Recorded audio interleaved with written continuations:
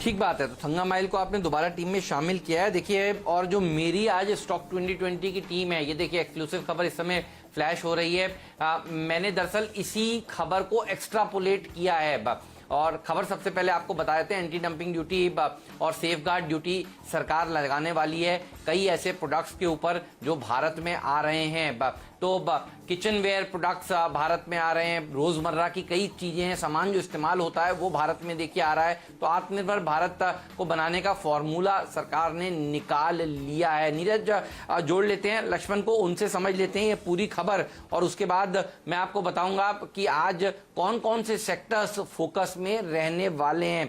लक्ष्मण, स्वागत है एक बार फिर से आपका स्टॉक 2020 में। बताइए क्या है एक्सक्लूसिव जानकारी आपके पास?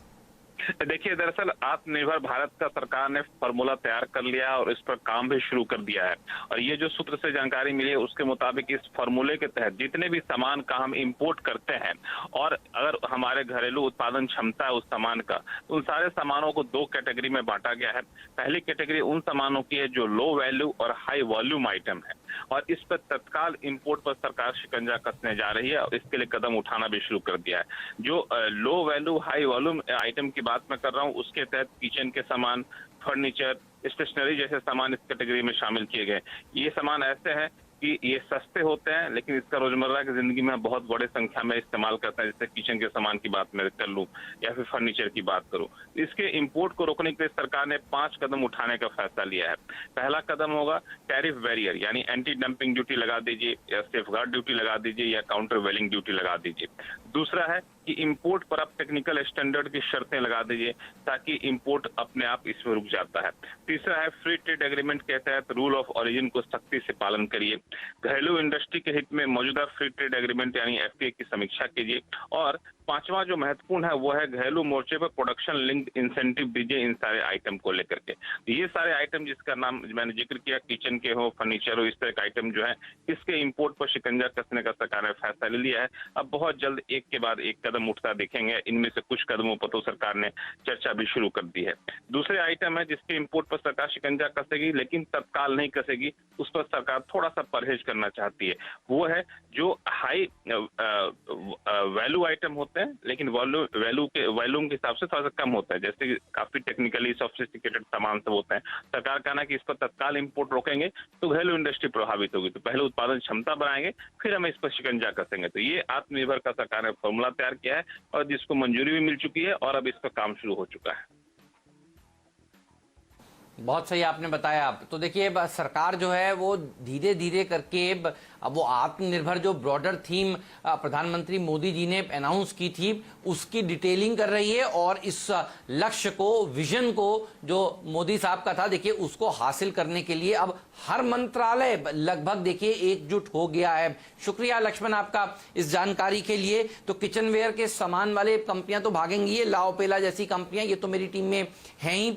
लेकिन नीरज, एक काम देखिए और सरकार ने किया था, आपको याद होगा, पावर के जो बड़े बड़े इक्विपमेंट्स हैं उसके ऊपर सरकार ने कहा था कि ये अब जो पावर प्रोड्यूसर्स हैं ये भारत से ही खरीदेंगे। और आपको याद है उसके बाद किस तरह की रैली देखने को मिली थी भेल जैसे स्टॉक्स में और दूसरे पावर से जुड़ी हुई इक्विपमेंट बनाने वाली कंपनियों में। और देखिए अब सरकार जो है फर्नीचर वाली तो कोई लिस्टेड कंपनी नहीं है, किचन वेयर में कई कंपनियां हैं, तो इनके ऊपर नजर आज के सत्र में होगी। और देखिए पावर ट्रांसमिशन के ऊपर भी सरकार की नजर है। ये भी एक एक्सक्लूसिव न्यूज है जिसको हम लोग ट्रैक कर रहे हैं और मुझे लगता है आज चाइना थीम चलती हुई नजर आएगी। तो चाइना से जो जो चीजें इंपोर्ट होती हैं, जैसा लक्ष्मण बता रहे थे, लो वैल्यू हाई वॉल्यूम और पावर से सेक्टर से जुड़ी हुई कंपनियों को भी अच्छी एक रैली देखने को मिलेगी। तो ये दो थीम है जिसको मैंने आज प्ले करने की कोशिश करी है। एचबीएल पावर से शुरुआत कर देता हूं और मुझे याद है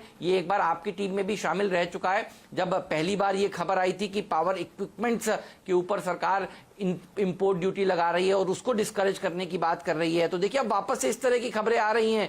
पावर ग्रिड शायद इवैल्यूएट कर रहा है कि पावर ट्रांसमिशन के जो सिस्टम्स हैं चाइना से इंपोर्ट होने वाले, उनके ऊपर एक शिकंजा कसा जाए। तो ट्रांसमिशन इक्विपमेंट्स वाली कंपनियों के ऊपर फोकस होना चाहिए।